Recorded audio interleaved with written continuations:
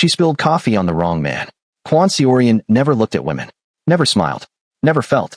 As Seoul's most dangerous mafia king, emotion was his enemy. But when a Ghanaian delivery girl crashed into him and laughed, instead of begging for mercy, something shifted. He wanted to know her. Protect her. Own her. But in his world, love doesn't bloom, it bleeds. And when rivals discovered his one weakness, he had to choose. His empire or the girl who made him feel human. This is the story of the mafia king who never looked twice, until her. Don't forget to like, comment, and subscribe for more stories that will break your heart and put it back together. The coffee was already falling before Zuri could stop it. One moment, she was rushing through the marble lobby of the Shilla Hotel, balancing 3 delivery orders and her camera bag. The next, she collided with something solid, and scalding liquid erupted between them like a small explosion. The cup hit expensive fabric with a wet slap, and Zuri watched in horror as dark brown liquid spread across the front of a pristine white suit jacket that probably cost more than her entire year's rent. Time crystallized. She looked up from the ruined silk and met eyes so cold they could freeze blood. The man stood perfectly still, coffee dripping from his jacket onto marble floors that reflected the chandelier light like diamonds. He was tall, impossibly handsome in that sharp, dangerous way that made her think of knife edges and winter storms. His black hair was styled back from a face that could have been carved from ice, all high cheekbones and a jaw that looked like it had never smiled in its life. People around them had stopped moving. The entire lobby seemed to hold its breath. Zuri noticed men in dark suits standing at intervals around the space, their hands moving subtly toward their jackets. The air pressure changed, became heavy with something she couldn't name but felt in her bones. She should apologize. Grovel. Maybe cry. That's what everyone seemed to expect from the frozen expressions surrounding them. Instead, she heard herself laugh nervously. Well, that's one way to make an impression. Though usually I prefer to introduce myself before redecorating people's clothes.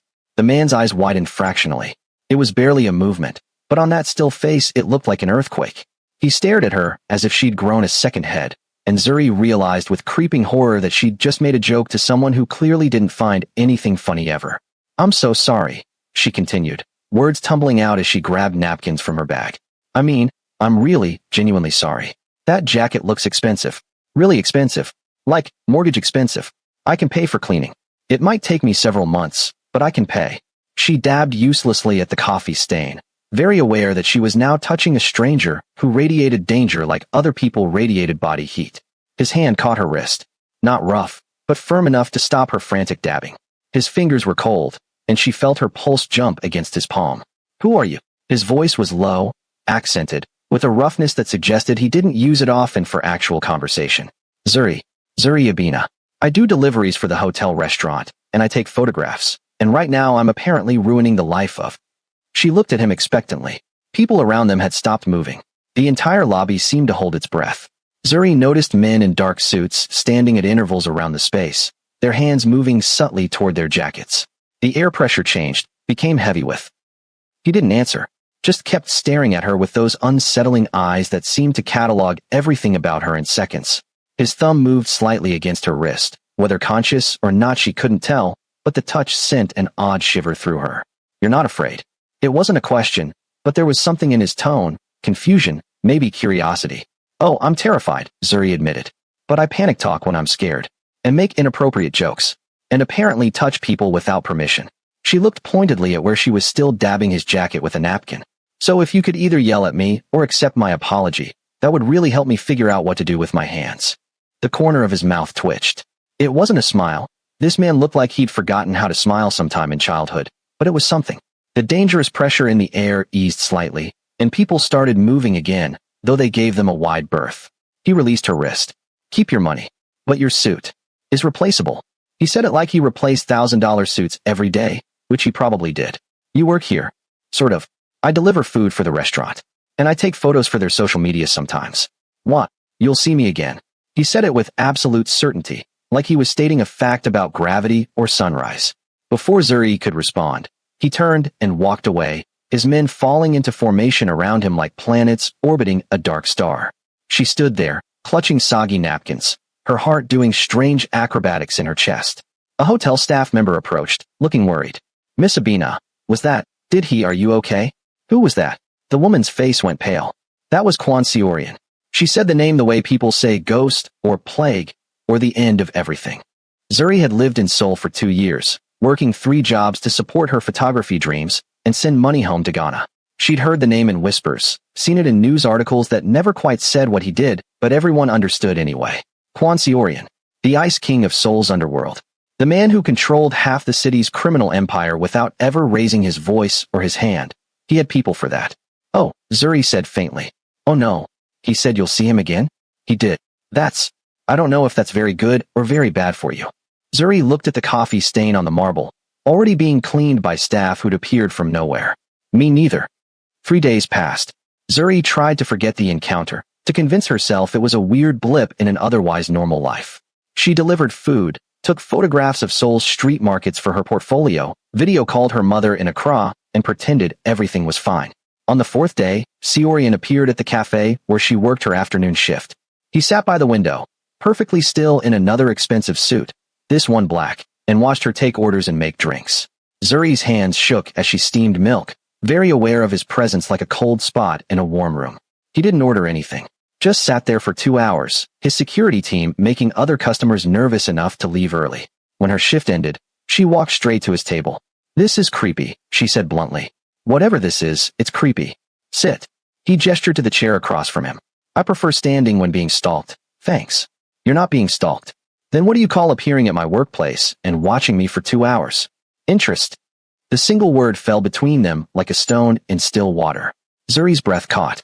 Up close, in better light, she could see things she'd missed in the hotel lobby. The faint scar along his jaw, the exhaustion shadowed under his eyes, the way he held himself like a man who'd forgotten how to relax. Interest in what? She asked carefully. You. Why? I don't know. He said it like the admission cost him something. You're different. Different how? Different like I'm Ghanaian in Seoul? Because I hate to break it to you, but there are actually quite a few of us here. Different like you're not afraid of me. Different like you laughed. He leaned forward slightly. People don't laugh around me. They bow or they run. Maybe they're smart. Are you smart, Zuri Abina? Smart enough to know this conversation should end, but not smart enough to walk away. It wasn't a taunt, just an observation. His eyes tracked her face like he was reading a book written in a language he'd just learned. Zuri pulled out the chair and sat. She told herself it was because her feet hurt from the shift, not because something in his tone made her want to understand what he wasn't saying. What do you want from me? She asked. To talk. Mafia kings don't just want to talk. I'm not just a mafia king. Then what are you? He was quiet for a long moment, looking out the window at Seoul's neon-bright streets. I don't remember anymore. The honesty in those words cracked something in Zuri's chest. She'd expected threats or propositions, or the kind of dangerous charm she'd been warned about. Not this quiet admission of lost identity from a man who looked like he could break the world with one hand. Tell me about Ghana, he said suddenly. Why? Because I want to know where you learned to spill coffee so efficiently. Was that a joke? Zuri stared at him. And yes, there it was again, that microscopic twitch at the corner of his mouth that might have been humor in a different life. So she told him. About growing up in Accra, about her grandmother's garden, about learning photography from a neighbor who'd traveled the world. She talked about the food she missed, the heat, the way Ghanaian churches sang like joy was the only emotion worth having. She didn't know why she was telling him these things, but he listened with an intensity that made her feel like every word mattered. You're homesick, he observed. Every single day. Why stay? Because I'm building something here. A life. A career. You can miss home and still make a new one. Can you? He asked it like a genuine question, like he'd never considered the possibility. Can't you? I don't have a home. I have territory. That's the saddest thing I've ever heard. His eyes snapped to hers, sharp and dangerous for a moment. Then the danger faded, replaced by something that looked almost like wonder. No one has ever called anything about me sad. Then no one's been paying attention. They talked until the cafe staff started cleaning up around them, shooting nervous glances at Seorian's security team. Zuri learned that he took his coffee black, hated small talk with everyone except apparently her, and had been running his organization since he was 19 when his father was killed. He learned that she was terrible at Korean verb conjugations, took her coffee with too much sugar, and dreamed of having her photographs in a real gallery someday. When they finally left, Seorian's car pulled up, a black sedan that probably cost more than the cafe building. Can I drive you home? He asked. Absolutely not. Why not? Because I have functioning survival instincts. You're sitting in a cafe with me for 3 hours, but a car ride crosses the line? The cafe is public. Your car is not. He nodded like this made perfect sense. Tomorrow then. Tomorrow what? I'll see you tomorrow. I don't think. You will. He said it with that same certainty, and walked away before she could argue. Zuri watched the car disappear into Seoul's traffic, her mind spinning. This was dangerous. He was dangerous. Everything about this situation screamed warning. So why was she already looking forward to tomorrow? Tomorrow became a week of tomorrows. Seorian appeared everywhere, at her cafe shifts, near the photography studio where she took weekend classes, once at the market where she bought groceries. He never touched her, never threatened, just showed up and asked questions like her life was the most fascinating story he'd ever heard. This has to stop, she told him on day 8, as they sat on a bench near the Han River. People are starting to notice. Your people. Other people. Let them notice. You don't understand. I'm trying to build a life here. A normal life. And you're complicated, he supplied. That's a nice word for dangerous. I won't let anything hurt you. You say that like you control the whole world. In Seoul, I control enough of it. Zuri turned to face him fully. The evening light caught his profile, softening the harsh lines into something almost beautiful. Who are you really? Under all the power and fear, who is Kwon Seorian? I don't know if there's anything under it anymore. I don't believe that. Why not? Because you keep showing up. Because you listen when I talk about stupid things like photography and my mother's cooking. Because you asked me what happiness feels like, and when I told you it felt like sunlight, you looked at me like I'd spoken a language you wanted to learn. She paused. That's not nothing under the surface. That's someone trying to dig his way out. His hand moved toward hers on the bench, stopped just before touching. You see too much. Or maybe everyone else doesn't see enough. Zuri. He said her name carefully, like he was tasting it. I don't know how to do this. Whatever this is. Do what? Feel something without wanting to control it. Care about someone without turning them into a possession. Then learn. How? Start by not following me everywhere like I'm a target. You are a target. The words came out rough. The moment I started showing interest, you became one. Lee Tae-sik already knows about you. His people have been watching. Zuri's blood went cold. What? My rival. He thinks you're leverage. Seorian's jaw tightened. He's right. Then why keep coming? Why make it worse? Because I can't stop. It was the first time she'd heard real emotion in his voice. Frustration, maybe, or desperation. I've tried. For 3 days after I met you, I tried. But you're the first person in 10 years who made me feel human instead of empty. That's not fair, Zuri whispered. You can't put that on me. I know. He finally closed the distance, his hand covering hers. His touch was cold but gentle, and Zuri felt her heart betray every smart instinct she possessed. I know it's not fair. Nothing about this is fair. But I can't. I don't know how to go back to not knowing you exist. Seorian. I have guards on you. 24 hours. You won't see them, but they're there. Zuri jerked her hand away. You what? To keep you safe. You had me followed? Without asking? Without. Anger flooded through her, hot and sharp. That's not protection. That's control. That's exactly what you said you didn't want to do. Zuri. No. She stood, backing away. No, you don't get to do this. You don't get to insert yourself into my life and then make decisions about my safety without even telling me. I'm not one of your possessions or territory or whatever you want to call it. That's not what I think you are. Then what am I? He stood too, and for the first time she saw something crack in his composed facade. You're the first good thing I've wanted in a decade. You're the first person who makes me want to be something other than this. He gestured at himself like his own existence was an insult. But I don't know how to want something without consuming it. And I don't know how to protect something without controlling it. So yes, I put guards on you without asking, because the alternative was watching you die when Tae-sik decides you're useful leverage. That's not love, Zuri said, and she could hear her voice breaking. That's not even close to love. I know. His voice dropped to barely a whisper. I don't know what love is, but I know I think about you every moment I'm awake. I know I see you in everything, in coffee shops and photographs, and the way sunlight hits the river. I know I would burn my entire empire if it meant keeping you safe. And I know that's probably not love. That's probably some twisted version of obsession, but it's the closest thing to caring I've felt since I was a child. Tears burned in Zuri's eyes. I can't be the thing that teaches you how to be human again. That's too much weight. I'm not asking you to teach me anything. I'm asking you to let me try. By stalking me, by controlling my life, by keeping you alive long enough to figure out how to do this right. And if I say no, if I tell you to leave me alone, his face went blank, all the emotion draining out of it like water from a broken cup. Then I'll disappear. But the guards stay until Tae-sik loses interest, or I can neutralize the threat. I want them gone. They stay. Seorian. This is not negotiable. Steel entered his voice, the Mafia King rising back to the surface. You can hate me. You can never speak to me again. But I will not let you die because I was too weak to stay away and too proud to protect you properly. They stared at each other across 3 feet of distance that felt like miles. Zuri's heart was breaking for reasons she couldn't fully articulate. For him, for herself, for whatever they might have been if he'd been someone else or she'd been stronger. I need time, she finally said. I need to think. Take all the time you need. He turned to leave, then paused. For what it's worth, you were right.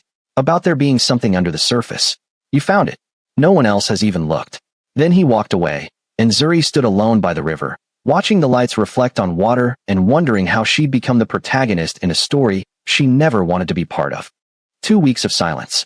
Zuri saw the guards now that she knew to look. Professionals who blended into crowds but never quite looked away. She hated it. Hated the loss of freedom, the constant surveillance, the reminder that Seorian had made decisions about her life without consulting her. But she also understood it. That was the worst part. Understanding that in his world, affection was ammunition and caring was vulnerability. Understanding that he'd given her probably the only kind of protection he knew how to give. She still hated it. On day 15, her favorite cafe exploded. Zuri was running late to her shift, 2 blocks away, when the blast ripped through the morning. The sound was enormous, primal, a physical thing that knocked her off her feet.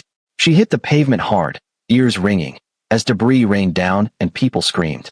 When she could see again, the cafe was a burning shell. The place where she would have been making coffee, where Seorian had first sat and watched her like she was a puzzle he needed to solve, gone. Just smoke and flames and shattered glass glittering on the sidewalk like deadly diamonds. Strong hands pulled her up. One of the guards, his face grim. We need to move. Now. The cafe, people were empty. We cleared it an hour ago. Bomb threat called in to police. How did you move? He was already pushing her toward a car, and Zuri's brain was too scrambled to resist.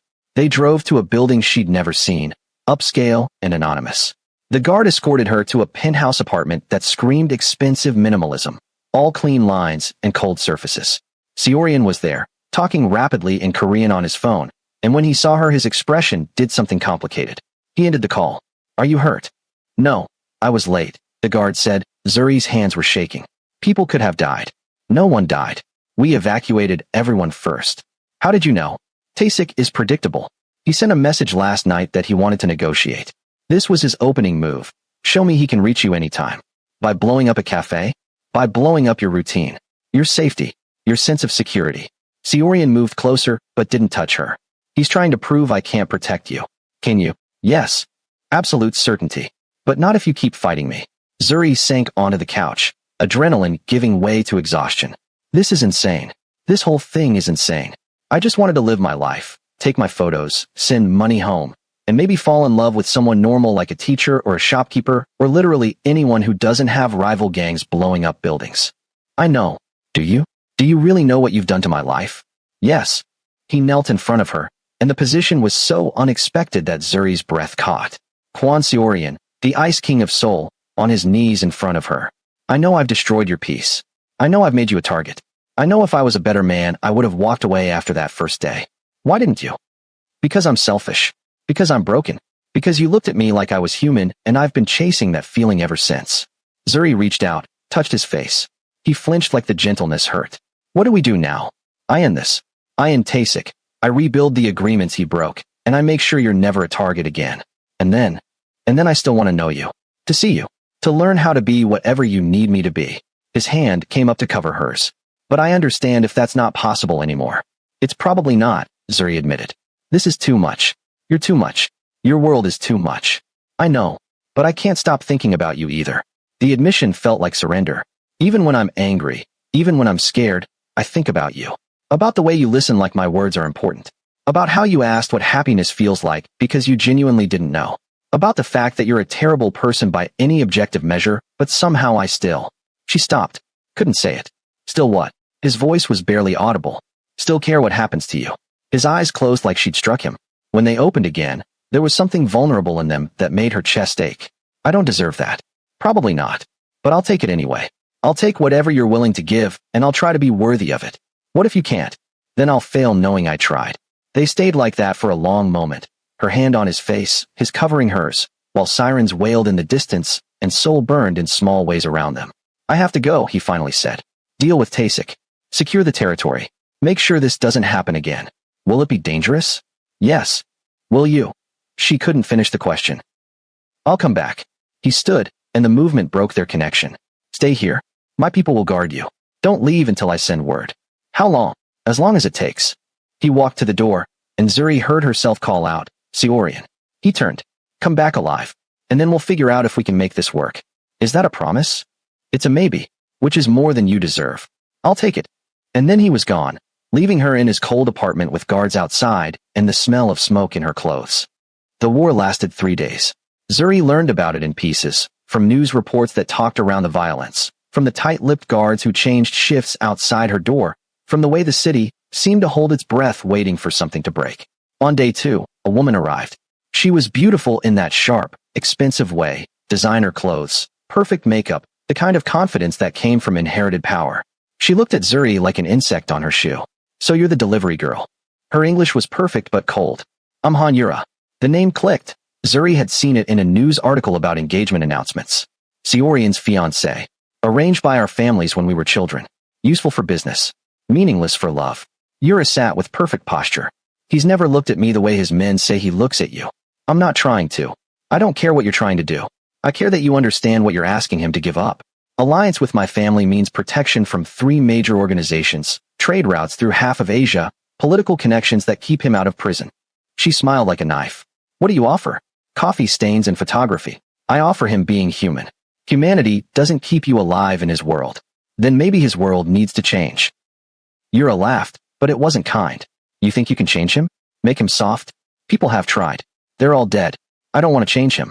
I want him to remember he's more than what he does. That's the same thing. Yura stood to leave. When he comes back, if he comes back, he'll choose the alliance with me, which keeps him powerful and alive, or whatever fantasy he's built around you. Choose poorly and people die. Maybe him. Probably you. Is that a threat? It's a fact.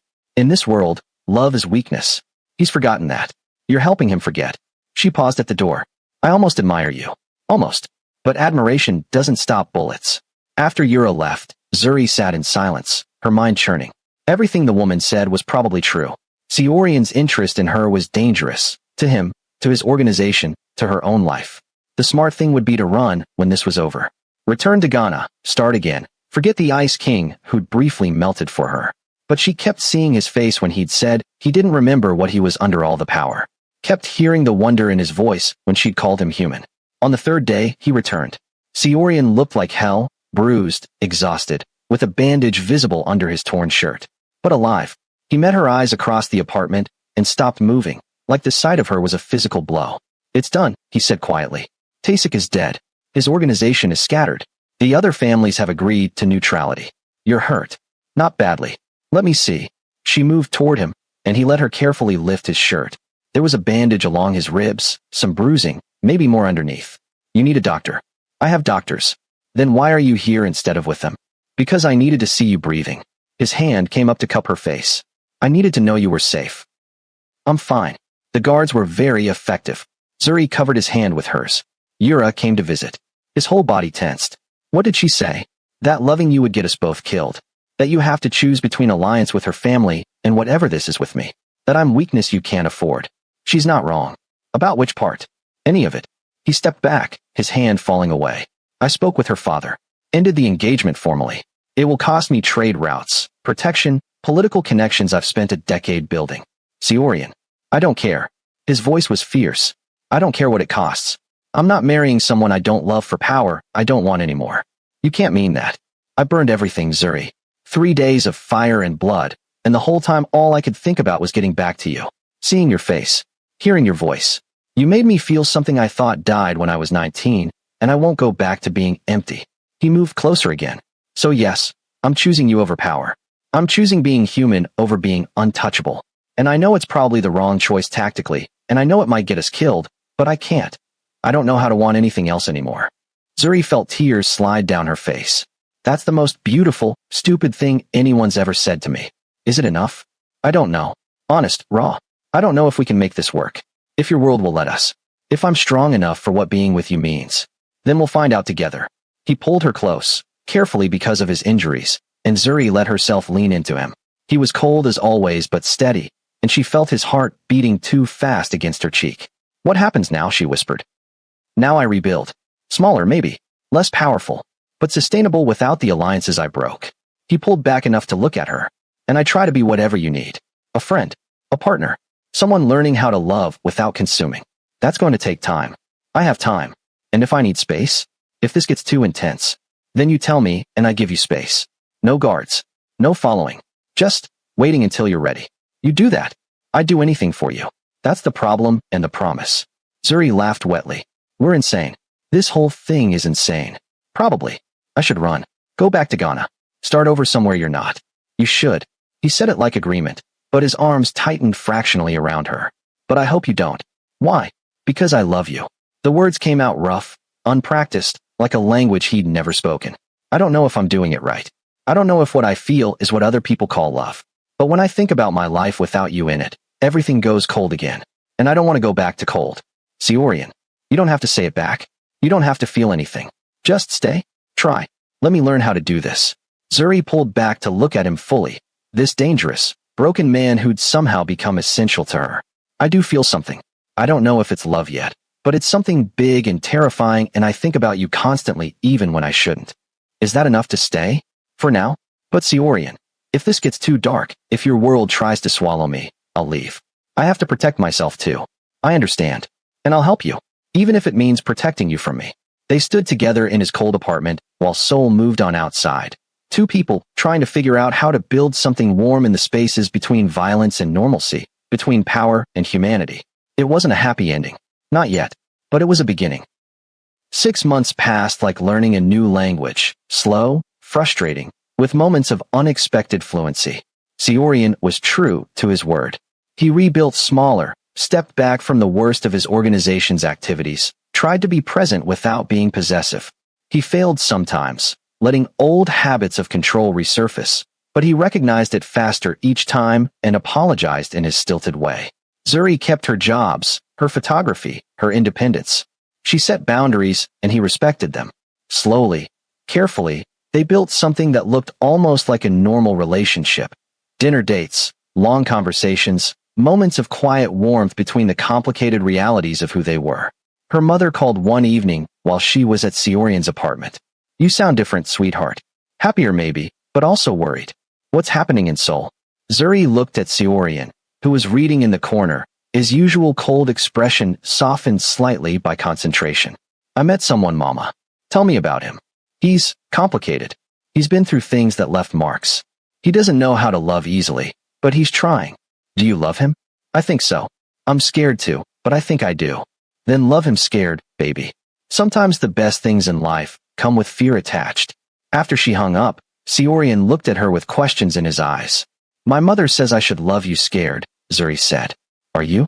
Scared, terrified, but still here. Still here. He set his book down and crossed to her, movements careful like he was approaching something precious. I'm scared too. Every day? That I'll fail you. That my past will destroy this. That I'll wake up and you'll realize you can do better than a reformed criminal who doesn't know how to be soft. You're learning. Because you're patient. 6 months passed like learning a new language, slow, frustrating, with moments of unexp. Because you're worth it. She kissed him gently. Most of the time. He smiled. Actually smiled. Full and genuine. And it transformed his face into something young and almost carefree. These moments were rare enough to be precious, and Zuri stored it in her memory like a photograph. I have something for you, he said, and pulled out a folder. Gallery opening. Next month. They want to show 20 of your photographs. Zuri's heart stopped. What? How did you? I showed them your work. They called you 3 weeks ago. She had missed a call from an unknown number, assumed it was spam. Seorian, you can't just. That's my career, my dream. You can't manipulate. I didn't manipulate anything. I showed them photographs that were brilliant and they agreed. They've been trying to reach you. Call them back. He touched her face.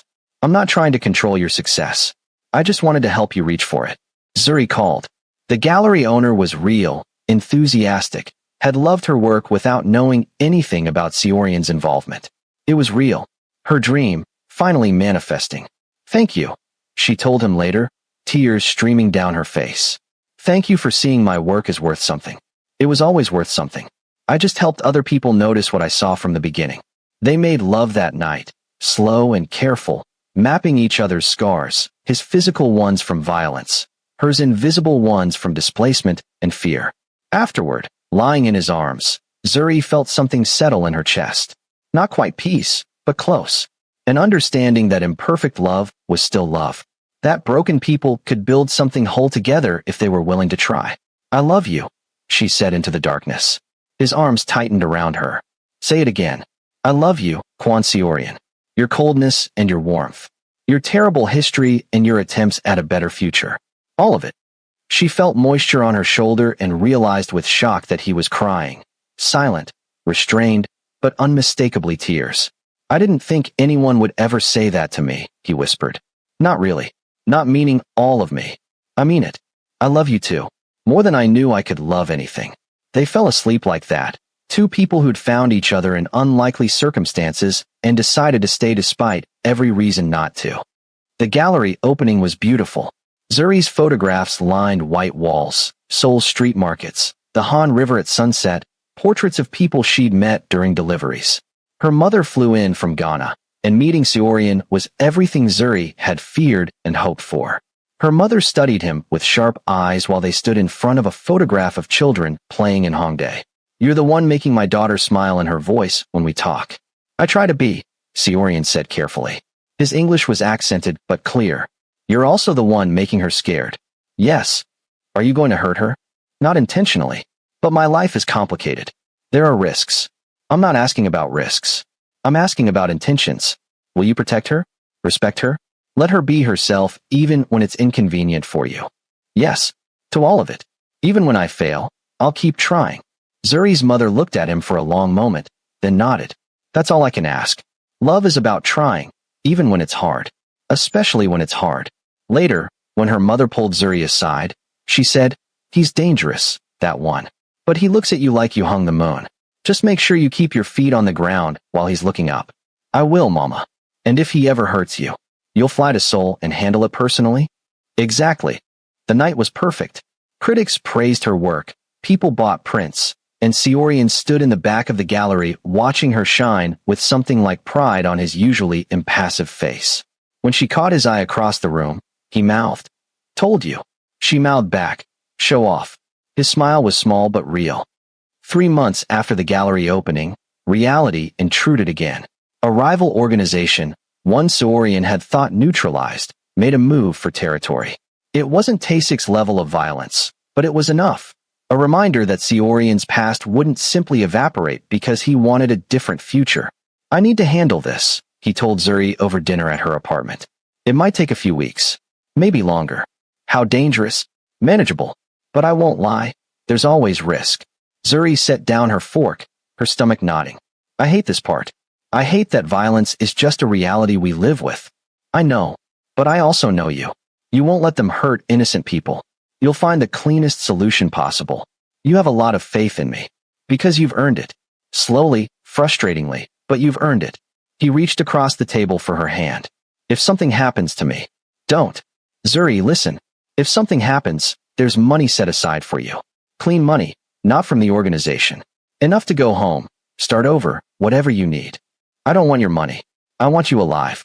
I know. But I need you to know you'll be okay either way. She gripped his hand hard enough to hurt. You come back to me, Quansi Orion. You handle whatever needs handling and you come back. Because I just found you, and I'm not ready to lose you yet. I might never be ready. I'll come back. He lifted her hand to his lips. I promise. Don't make promises you can't keep. Then I promise I'll try. Is that enough? It has to be. The next morning he left for Busan, and Zuri threw herself into work to avoid thinking about all the ways violence could end things. She picked up extra delivery shifts, spent long hours at the photography studio, video called her mother daily. The apartment felt too empty without Seorian's quiet presence, and she hated how much she'd come to depend on him. 2 weeks passed. Seorian called when he could, brief conversations that told her he was alive but gave few details. She could hear exhaustion in his voice, stress he wouldn't admit to, and it made her chest ache with helpless worry. I miss you, she told him on one call. I miss you too, more than is probably healthy. When you get back, let's do something normal. Boring. Let's go to a terrible movie and eat too much popcorn and complain about the plot holes. That sounds perfect. Seorian. Yes. I'm proud of you. For trying to handle this cleanly. for being different than you were. Silence on the line, then, thank you. That means more than you know. On day 16, her phone rang at 3 in the morning. Zuri answered with her heart in her throat, expecting the worst. It's done. Seorian's voice was rough but alive. Negotiated settlement. No bloodshed. I'm coming home. When? Tomorrow. Can I see you? You'd better. He laughed, and it sounded like relief. I love you, Zuriabina. I love you too. Come home safe. He did. When he walked into her apartment the next evening, Zuri threw herself at him hard enough to make him stumble. He caught her easily, burying his face in her hair. I'm okay, he murmured. I'm here. You kept your promise. I'll always try to. They didn't make it to the bedroom, just held each other on the couch while Soul hummed outside. Seorian fell asleep with his head on her shoulder, and Zuri stayed awake, memorizing the weight of him, the reality of him alive and whole and here. This was her life now. Fear and joy tangled together, violence always lurking at the edges, but love holding them in the center. It wasn't the life she'd imagined when she moved to Seoul, but it was hers, theirs, and she wouldn't trade it. A year after they met, Seorian made a decision that changed everything. I'm stepping back, he told Zuri in his apartment, the same cold space that had become warmer over months of her presence. Not completely, but significantly, letting someone else run day-to-day operations. Why? Because I'm tired. Because I want a life that isn't constantly on the edge of violence. Because you showed me there's more to existence than power and survival. He pulled her close. Because I want to build something with you that isn't poisoned by what I do. Who's taking over? Someone I trust. Someone who's been with me since the beginning and understands the balance I'm trying to maintain. Power without unnecessary cruelty. Control without corruption. And you think they'll maintain that? I think they'll try, and I'll still be involved enough to guide things. Just not consumed by it. Zuri studied his face, seeing the exhaustion there, the hope, the fear that she might not believe him. What will you do instead? I don't know yet. Something legitimate. Maybe real estate, or investments, or... He smiled slightly. Maybe I'll become a photographer's assistant. You'd be terrible at it. Probably. But I'd be there. Seorian. She cupped his face. Are you sure? Power is all you've known since you were 19. Can you really walk away? I'm not walking away completely. Just stepping back far enough to breathe. Far enough to have something resembling a normal life with you. And if you hate it, if you miss the control, then I'll deal with it. But I'd rather try and fail than never try at all. They sealed the decision with a kiss that turned into more, desperate and tender in equal measure. Afterward, lying tangled together, Zuri whispered, I'm scared this won't work. That your world will pull you back. I'm scared too. But I'm more scared of losing you because I was too afraid to change. What if I'm not enough? What if normal life with me isn't enough to replace what you're giving up? He turned her face to his. Eyes serious. You are enough. You've always been enough. The problem was never you. It was me not believing I deserved this. Deserved you. Deserved happiness. And now I'm starting to believe. You're teaching me. Zuri felt tears prick her eyes. You're a good student. I have an excellent teacher. The transition took months. Seorian extracted himself carefully from operations, shifting power, ensuring stability. There were tense moments when old rivals tested the new structure, when violence threatened to erupt, and Zuri held her breath waiting for news. But each time, Seorian navigated it without becoming the man he'd been, without sliding back into the cold ruthlessness that had defined him. Zuri watched him change in small ways, sleeping better, smiling more, engaging with the world like a person instead of a weapon. He joined her at photography events, met her friends, learned to be social without constantly calculating angles and threats. It wasn't seamless. He still sometimes looked at people with that analytical coldness, still occasionally reverted to control when stressed. But he caught himself faster, apologized when he overstepped, kept trying. They moved in together, a new apartment that wasn't his fortress or her cramped studio, but something they chose together. Zuri filled it with photographs and plants, warmth and life.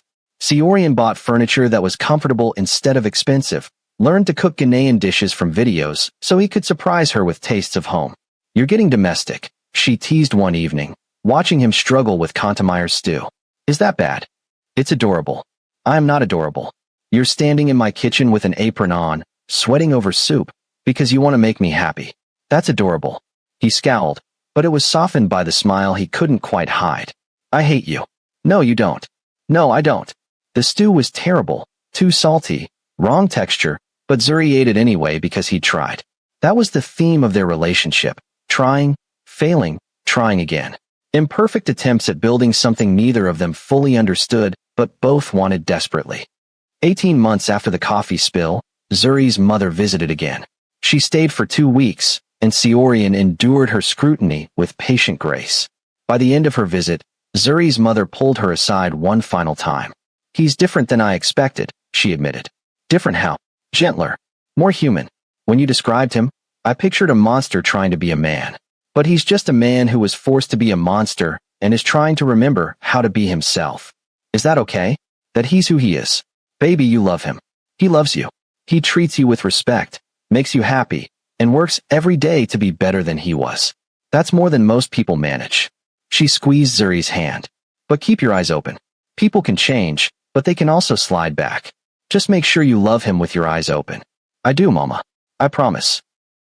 2 years after the coffee spill, Zuri was offered a position teaching photography at a prestigious Seoul university. It was everything she dreamed: stability, recognition, the chance to shape young artists. She accepted immediately.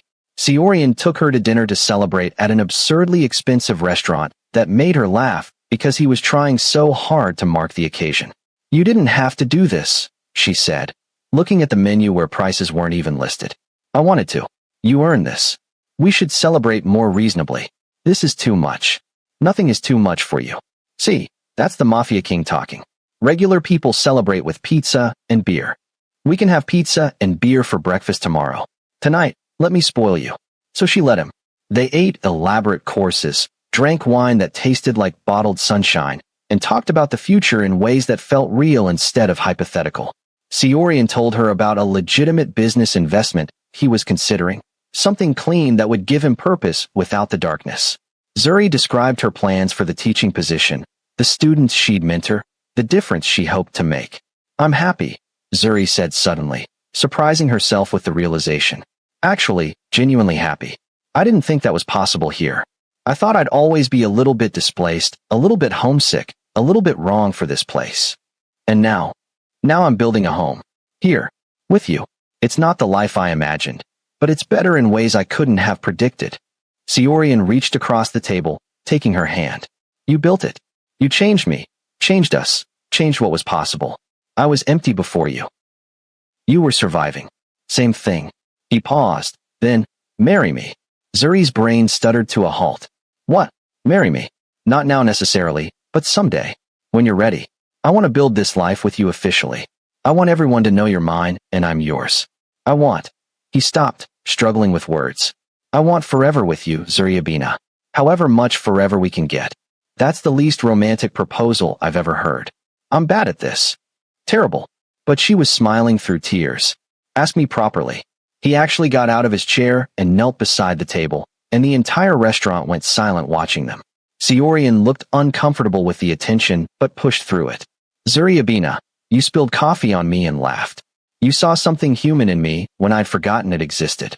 You've been patient with my failures, celebrated my progress, and loved me when I didn't know how to love back. You've made me want to be better than I was, better than I thought I could be. He pulled out a ring, simple, elegant, with a small diamond. Will you marry me? Will you let me spend the rest of my life trying to deserve you? Yes. The word came out as a sob. Yes, you ridiculous, dramatic, reformed criminal. Yes. He slid the ring on her finger and kissed her while the restaurant applauded. When they finally pulled apart, Zuri was crying in earnest. I love you, she said. I love you so much it's stupid. I love you too. Stupidly. Completely. Forever. They left the restaurant engaged, and Zuri called her mother immediately to share the news. Her mother cried, blessed them in Chui, and made Seorian promise to take care of her daughter or face maternal wrath. I promise, he said solemnly. I will spend every day trying to be worthy of her. See that you do. The wedding was small, family and close friends at a venue overlooking the Han River. Zuri wore a dress that combined Ghanaian Kent cloth with Korean silk, a fusion of her two homes. Seorian wore a traditional Korean hanbok, and when he saw her walking toward him his composure finally cracked. He cried openly, not caring who saw. And Zuri cried too because this impossible man had somehow become hers, and she had somehow become his. They said vows they'd written themselves. Seorians were halting but sincere. I promise to keep trying. To keep choosing you. To keep being better than I was. You taught me what love feels like, and I'll spend my life showing you what love looks like when it's trying its best. Zuri's were simpler. I promise to see you. All of you. The cold and the warm, the broken and the healing. I promise to stand beside you while you keep becoming who you want to be.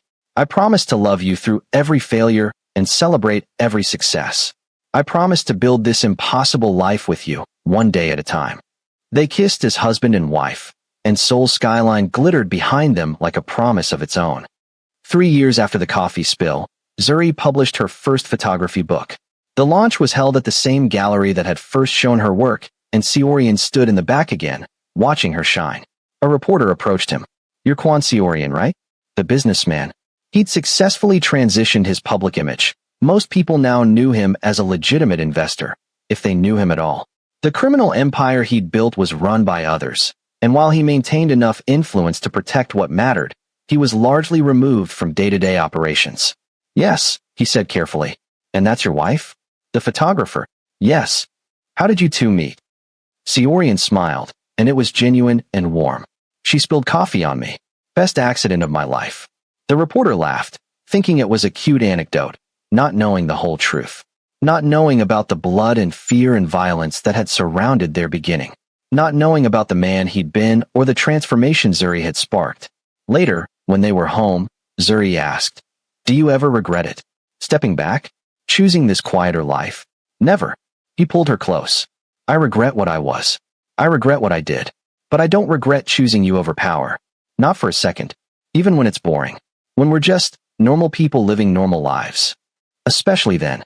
Normal is a gift I didn't know I wanted until you showed me it was possible. They stood together in their apartment, surrounded by photographs and evidence of the life they'd built. It wasn't perfect. There were still moments when Seorian's past surfaced, when old instincts threatened to drag him back. There were still moments when Zuri felt the weight of loving someone complicated, someone whose history included violence she couldn't fully understand. But they were trying. Every day, they were trying. And that had to be enough. For years after the coffee spill, Zuri got a job offer in Ghana. A prestigious photography position at the University of Ghana, teaching the next generation of African photographers. It would mean leaving Seoul, leaving the life they'd built, leaving the safety of the familiar. Take it, Seorian said immediately. But, Zuri, this is your dream. Teaching photography in your home country? Showing young artists they can make it? Take the position. What about you? Your businesses are here, are mobile, or expandable to Ghana, or I find new things. He cupped her face. I'm not letting you pass up your dream because I'm tied to this place. We'll figure it out. You'd move to Ghana? I'd move anywhere with you. So they did. The transition took a year of planning, securing visas, establishing business connections, selling the Seoul apartment, and buying a house in Accra. Seorian studied Chui with the same intensity he'd once studied enemy organizations, and Zuri watched him build a life in her homeland with the same determination he'd used to dismantle his criminal empire. Ghana welcomed them. Zuri's mother was overjoyed to have her daughter home. The university position was everything Zuri had hoped. And Seorian, surprisingly, thrived. He invested in local businesses, worked with entrepreneurs, found purpose in building things instead of controlling them. You're happy, Zuri observed one evening on their veranda, watching an Accra sunset paint the sky orange and gold. I am, he admitted, sounding slightly surprised. I didn't know I could be this content. That's growth, baby.